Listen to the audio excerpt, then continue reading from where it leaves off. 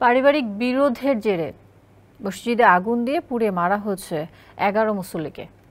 এই ঘটনায় আহত হয়েছেন আরও বহু মানুষ। ঘটনার সময় মুসল্লিরা ফজরের নামাজ আদায়ের জন্য মসজিদে জড়ো হয়েছিলেন। বুধবার সকালে এমন হৃদয় বিদারক ঘটনা ঘটেছে পশ্চিম আফ্রিকার দেশ নাইজেরিয়ায়।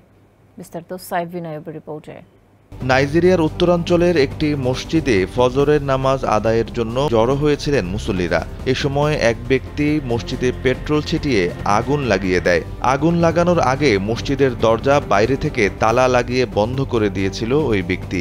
এতে মসজিদের ভেতরে প্রায় 40 জন মুসল্লি আটকা পড়েন। পরে ওই আগুনে পুড়ে মারা যান 11 জন মুসল্লি।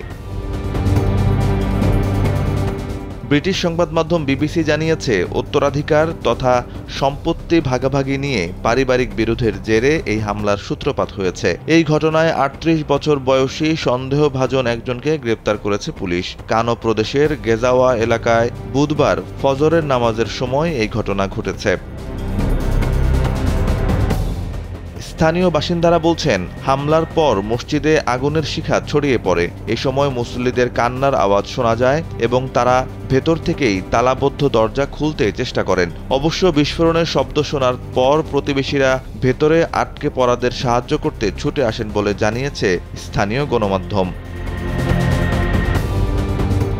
পুলিশের এক বিবৃতিতে বলা হয়েছে, হামলার প্রতিক্রিয়ায় তাৎক্ষণিকভাবে কানো শহরে বোমা বিশেষজ্ঞ সহ উদ্ধারকারী দলগুলোকে মোতায়েন করা হয়েছে। তবে মসজিদে হামলায় বোমা ব্যবহার করা হয়নি বলেও নিশ্চিত করেছে পুলিশ। কানো ফায়ার সার্ভিস জানায়, আগুন লাগার পরপরই তাদের ডাকা হয়নি।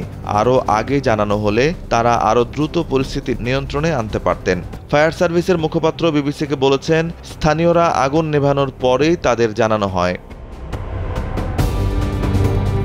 পুলিশ বলেছে, সম্পত্তির উত্তরাধিকার নিয়ে বিরোধের অংশ হিসেবে এই ঘটনা ঘটানোর কথা স্বীকার করেছেন সন্দেহভাজন ব্যক্তি। ওই ব্যক্তির দাবি, মসজিদটির ভেতরে থাকা পরিবারের কয়েকজন সদস্যকে লক্ষ্য করে এই হামলা চালায় সে।